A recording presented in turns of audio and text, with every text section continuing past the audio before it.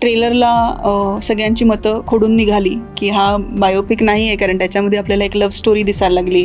तेजस्विनी आणि माझं असं बोलणं आलं की राजसाहेबांव्यतिरिक्त आम्हाला तरी कोणी वाटत नाही की जो सार्वभौम विचार करून महाराष्ट्रावरती प्रचंड प्रेम असलेला असा कुठला माणूस आमच्या नजरेसमोर आला नाही. सगळे चित्रपट संपताना एकच गोष्ट कॉमनली घेऊन जातील, ते म्हणजे महाराष्ट्र प्रेम.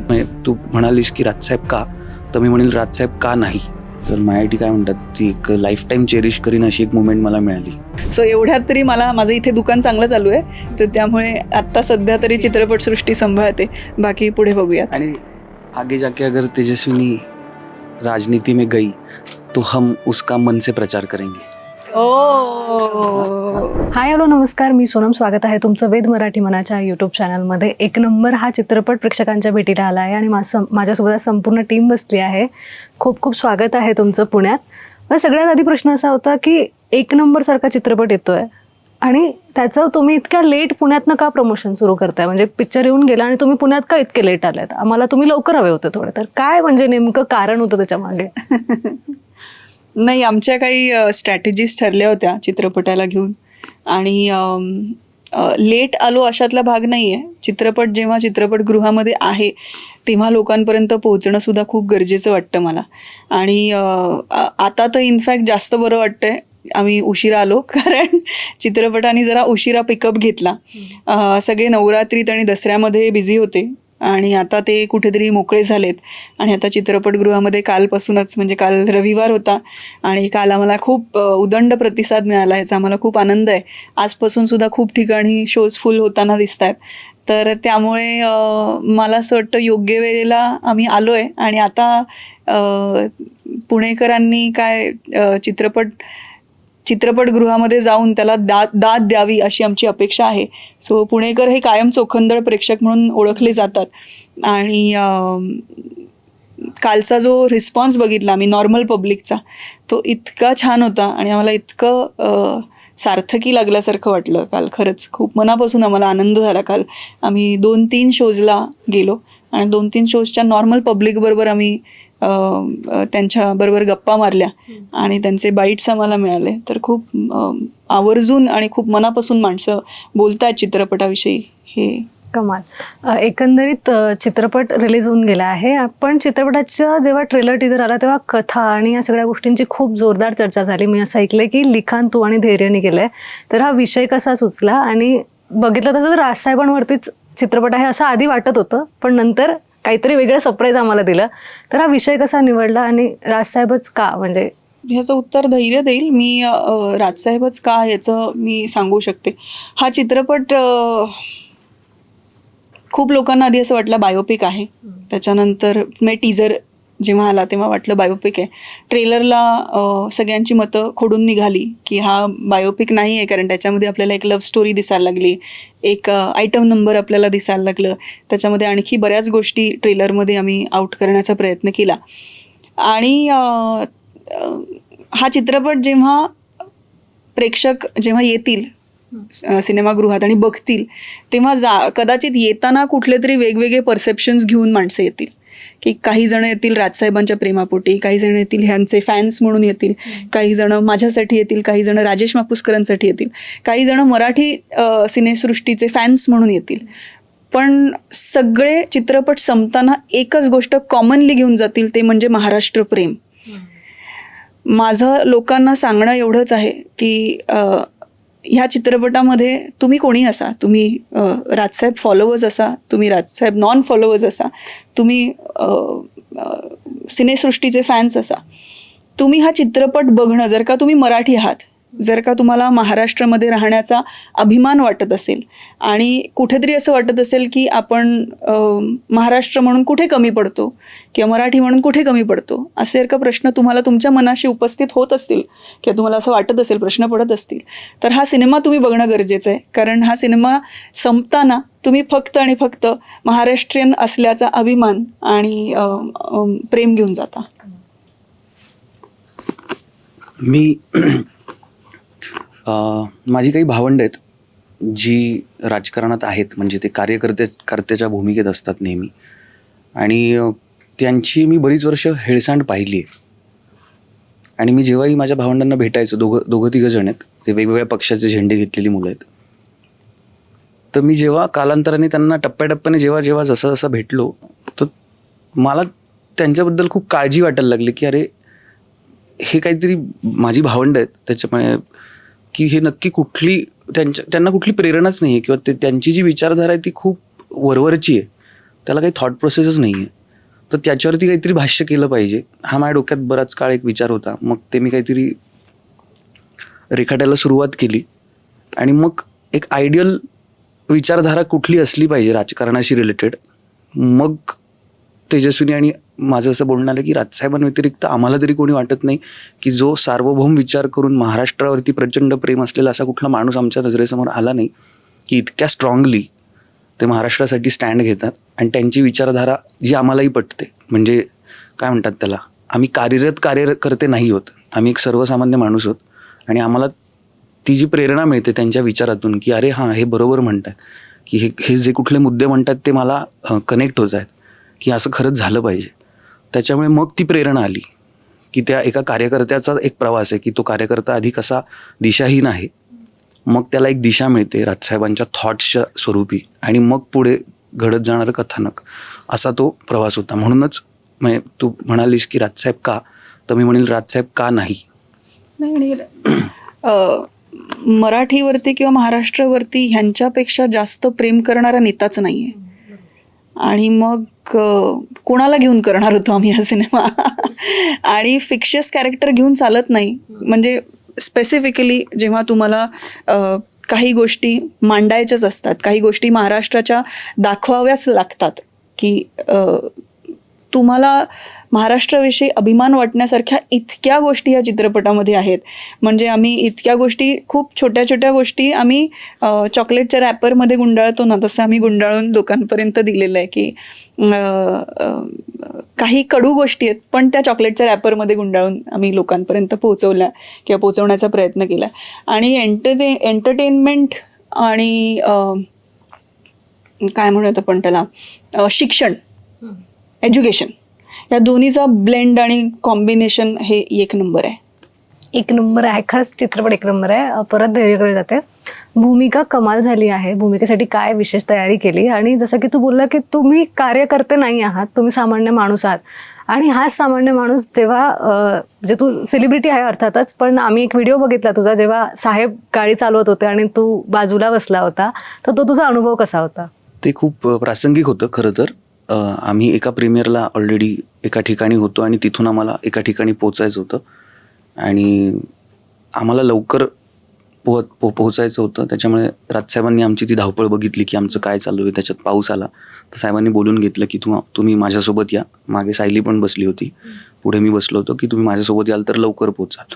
तर ते काही असं प्लॅन वगैरे नव्हतं, आम्हाला लवकर पोचायचं होतं आणि साहेबांचा जो कॉन्वॉय असतो त्याच्यातून आम्ही लवकर पोहोचू शकलो या हेतूने आम्ही तिथे पोहोचलो. त्याच्यामुळे पण ते खूप काय म्हणतात त्याला, ते मला खूप भारी वाटलं की अरे राजसाहेब स्वतःहून म्हणाले की तुम्ही माझ्यासोबत या आणि आम्ही दोघेही गाडीत बसलो होतो. तर माझ्यासाठी काय म्हणतात, ती एक लाईफ टाईम चेरिश करीन अशी एक मुमेंट मला मिळाली. आम्हाला पण ते बघून फार भारी वाटलंय की किती म्हणजे आपला चित्रपट आणि आपल्या कलाकारांना ते म्हणजे त्यांचं मराठी सिनेसृष्टीवर खूप प्रेम आहे प्रचंड. आणि ते जेव्हा सोबत आपल्या सगळ्या कलाकारांना घेऊन जातात ते बघणंच खूप म्हणजे छान वाटलं मला एकदम ते बघून. ते सगळ्या सिनियर्स असतील किंवा स्पेशली आर्टिस्ट कुठलाही असेल, म्हणजे तो पेंटर असेल, तो कुठलाही स्कल्प्टर असेल, कुठल्याही फॅकल्टीमधला आर्टिस्ट असेल, त्याच्याबद्दल साहेबांना एक वेगळा जिव्हाळा आहे. ते स्वतः जे स्कूल ऑफ आर्ट्समधून शिकलेले आहेत आणि त्यांचा अभ्यास खूप असतो प्रत्येक गोष्टीला घेऊन. तर त्यांना आपण काही नव्याने सांगायला गेलो तर त्याच गोष्टीतल्या 50 नवीन गोष्टी ते आपल्याला सांगतात. त्याच्यामुळे ते एक भारी वाटतं त्यांच्या बाबतीत. आणि भूमिकेबद्दल काय सांगशील तुझ्या? भूमिका माझी कलरफुल आहे. म्हणजे मला सगळे रंग उधळायला मिळाले या सिनेमामध्ये. मला भीती पुढच्या सिनेमाची आली आहे की ह्या सिनेमामध्ये माझं सगळं करून झालं आहे. मला मस्करीत हे सगळे म्हणतात की तू ह्या सिनेमामध्ये कॉमेडी केली आहे, रोमॅन्स केला आहेस, डान्स केला आहे, गाणी गायला आहेस, ॲक्शन केली आहे, सगळं रडला आहेस, सगळे इमोशन्स तुझे इमोट करून झालेत. पुढच्या सिनेमात तू ऑडियन्सला काय दाखवणार आहेस? त्याच्यामुळे ह्या सिनेमात मी काय म्हणतात, मी खूप मजा घेत हे काम केलं. म्हणजे सिरियसली, पण ते पात्रच इतकं मजेशीर आहे की त्याच्यासोबत मजा करत करत मस्ती करत करत मी तो प्रताप साकारला. म्हणजे with the help of everyone. असं नाही की मी ते एकट्यानेच केलं आहे. माझ्या मागे खूप मोठी यंत्रणा होती लेखिका, निर्मात्या आणि स्वतः ॲक्ट्रेस असलेल्या तेजस्विनी मॅम होत्या. आमचे दिग्दर्शक होते, आमचे रायटर्स होते, खूप मुरलेले रायटर्स आहेत. तर त्यांनी त्या पद्धतीने तसा तो प्रताप डिझाईन केला आणि मी तो साकारला. सायली, तुझ्याकडे येते, तुझ्यापर्यंत ही भूमिका कशी आली आणि तुझा एकंदरीत चित्रपटासंदर्भातला प्रवास कसा होता? खूप छान होता. कारण एक एवढी प्रत्येक क्षेत्रामध्येच सगळ्यांनी खूप ठसा उमटवलेली अशी लोकं होती आणि एकंदरीतच दिग्दर्शन, निर्माते, हा ॲक्टर म्हणून ज्याची कथा पण आहे आणि एका भव्य चित्रपटाचा आपण भाग होतोय, हे माझ्यापर्यंत आलं तेव्हा अत्यंत आनंद झाला. आणि त्यात जेव्हा कळालं की माननीय राजसाहेब ठाकरे ही आमची प्रेरणा असणार आहेत, तर खूप अभिमान वाटला. मी चित्रपटसृष्टीत येण्याचा एक अपघात होता, त्याच्यामुळे मी खूप ठरवलेल्या गोष्टी करणं प्रेफर करत होते. त्यात आपण आता बघतो की दाक्षिणात्य सिनेमे किंवा हिंदी सिनेमे याच्यामध्ये एक अभिनेत्री असते जी फक्त हिरोला हिरोईन आहे म्हणूनच, आणि हे मला न करणं हे माझं प्रेफरेबल होतं. जेव्हा पिंकी मला कळाली तर मला खूप आनंद झाला की हे पात्र मला साकारता येणार आहे. ही अत्यंत आत्मविश्वासी मुलगी आहे, तिला स्वतःची एक थॉट प्रोसेस आहे आणि तिचं त्या चित्रपटात असणं हे खूप महत्त्वाचा भाग आहे किंवा जसा चित्रपट वळतोय त्यामुळे मला एक त्या चित्रपटामध्ये काम करता येणं, मला तिथेच आनंद झाला. माझ्यापेक्षा खूप वेगळी असलेली पिंकी करणं म्हणून मला आता जरा यावेळी अभ्यास करावा लागला असं वाटतंय. आणि जसं आता ट्रेलर टीजर्स यायला लागले त्यामुळे माझ्याकडे येणाऱ्या प्रतिक्रिया पण वाढल्या की हे काय आहे, विशेष आहे. आणि जेव्हा कुठलीही व्यक्ती ही तिच्या पात्रामध्ये वेगळी दिसते तर 50% हा तिचा पेहराव असतो, तिचा मेकअप असतो, मग नंतर मात्र काम करावंच लागणार असतं. भीती होती कारण मी पहिल्यांदा माझ्या कम्फर्ट झोनच्या बाहेर जाऊन काम करत होते, नवीन टीमबरोबर काम करत होते. पण ह्या फॉर्च्युनेटली ही टीम खूप छान मिळाली. ही माणसं सगळी खूप अगदी फॅमिलीसारखी आहेत, त्यामुळे आमची कामंही आता अशी छान झाली, तसं ऐकता येतंय, तर छान वाटतंय. कमाल. एकदा परत तेजस्विनीकडे येते. आम्ही असं ऐकलंय की चित्रपटामध्ये गुढीपाडव्याच्या तिथे शूटिंग झालं आहे त्या मेळाव्यामध्ये आणि ते कोणाला कळलं पण नाही, तर तो अनुभव कसा होता आणि त्यावेळेस काय तुमची तारंबळ उडाली किंवा काय तुम्हाला कठीण गेलं किंवा कसं झालंय सगळं? एकतर मी माननीय राजसाहेब आणि त्यांचे सहकारी MNS परिवार यांचे खूप आभार मानेन की त्यांनी आम्हाला हे करू दिलं. चित्रपटाच्या कथानकाची अत्यंत महत्त्वाच्या क्षणी असलेली ही सभा, म्हणजे चित्रपट बघतील जे त्यांना हे कळेल की तो प्रिमाइस जो सभेचा आहे तो खूप इम्पॉर्टंट आणि तो खूप महत्त्वाच्या क्षणी चित्रपटामध्ये येतो.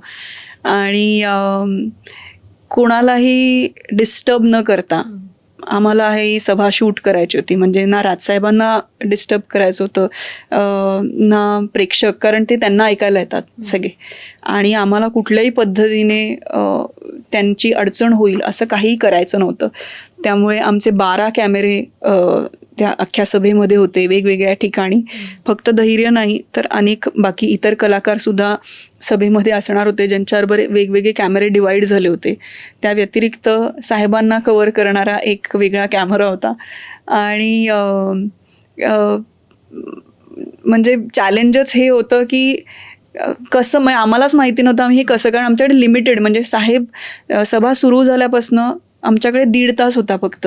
तर 1.5 तासामध्ये 12 कॅमेरे, ऑलमोस्ट 4 ते 5 कॅरेक्टर्स, प्लस ऑडियन्सचे रिॲक्शन्स, प्लस साहेब, प्लस कॅरेक्टर्स, प्लस हे सगळ्या गोष्टी एकत्र आणणं आणि त्यामध्ये लोकांना कळू न देणं, त्यांना डिस्ट्रॅक्ट न करणं, हे खूप मोठा चॅलेंज होता. मी पण स्वतः त्या सभेमध्ये होते, पण मी राजसाहेबांचा मास्क घातला होता त्यामुळे मला कोणी ओळखलं नाही किंवा कोणी हे केलं नाही. तर त्यामुळे आम्ही सगळे त्या सभेमध्ये होतो आणि आम्ही शूट केलं. आणि आनंद याचा वाटतो की कोणालाही डिस्टर्ब न करता शूट केलं. आज जेव्हा सभा मोठ्या पडद्यावरती दिसते तेव्हा आणि आम्ही पण ती जेव्हा बघतो तेव्हा आम्हाला हे खरंच अनबिलिव्हेबल वाटतं की हे आपण साकारू शकलो आणि हे मोठ्या पडद्यावरती उतरवू शकलो. पण ती जी सभा आहे, ते जे ग्रँजर आहे, हे राजसाहेबांच्या सभेपलीकडे कोणाकडेच नाही. आणि आम्ही ते मोठ्या पडद्यावरती, म्हणजे आपण म्हणतो ना मराठी चित्रपटसृष्टीला ग्लॅमर आणि ग्रँजर मिळत नाही किंवा ते दाखवलं जात नाही, तर या चित्रपटाच्या निमित्ताने आम्ही ते करण्याचा प्रयत्न केला आहे. कमाल. मराठी इंडस्ट्रीमध्ये बघायला गेलं तर निर्माते खूप आहेत, निर्माती कमी आहे. तर तो अनुभव कसा होता आणि त्या प्रवासाकडे कसं बघतोय? आय थिंक प्रत्येक क्षेत्रामध्ये स्त्रिया आता पुढे येत आहेत आणि आमच्या क्षेत्रामध्ये पण येत आहेत. खूप जणी निर्मिती करतायत. पण आणि मी म्हणेन की काय हे स्त्रियांना खरं तर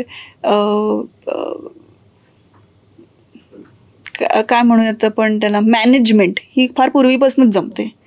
म्हणजे आपल्या आज्या पण ना पूर्वी त्यांच्याकडे चंच्या असायच्या ज्या त्या अशा कमरेत खोचायच्या किंवा पदरामध्ये नोटा किंवा काय नाणी गुंडाळून ठेवायच्या किंवा कुठल्या तरी तांदळाच्या डब्यामध्ये खोचून ठेवायचे. तर आपल्याला ना मॅनेजमेंट ही खूप पूर्वीपासून जमते. फक्त ती कसं आहे, आत्ता आपल्याला त्याला एक स्वरूप मिळायला लागले, आपल्याला त्याच्या वाटा फुटायला लागलेल्या आहेत. आणि मला असं वाटतं की स्त्रियांना ते लिहिलंय जमतं सुद्धा. आणि मला पण माझ्या स्वतःच्या अनुभवावरनं मी अगदी सांगू शकते की चुका करत नाही आम्ही अशातला भाग नाही आहे. आमच्यासुद्धा आम्ही माणूस आहोत, त्यामुळे आमच्याकडनं सुद्धा चुका होतात. पण एका वेळेला 4 गोष्टी करणं हे कुठल्याही स्त्रीसाठी अत्यंत म्हणजे बाय हात का कमाल आहे असं आपण म्हणतो ना, तर तसं आहे. आणि मी स्वतःसुद्धा मल्टीटास्कर आहे. खूप गोष्टी एकत्र मी करू शकते ह्याचा कॉन्फिडन्स मला आहे. आणि अनेक निर्मात्या अशा आहेत ज्या स्त्रिया निर्मात्या आहेत, ज्या माझ्या मैत्रिणीसुद्धा आहेत, तर त्या सगळ्या हे करतायत आणि करू पाहतायत. तर त्यांना सगळ्यांना माझ्याकडनं खूप साऱ्या शुभेच्छा आहेत. तर एक शेवटचा प्रश्न असा होता की चित्रपट आता पीक पकडतोय आणि आता निवडणुका पण आहे, पण सध्या मध्यंतरी टीका होत होती किंवा अजून पण टीका होते की निवडणुका आहेत म्हणूनच हा चित्रपट बनवण्यात आला आहे. तर त्याकडे तू कसं बघते आणि तेजस्विनी कधी राजकारणात येणार का? अरे बापरे.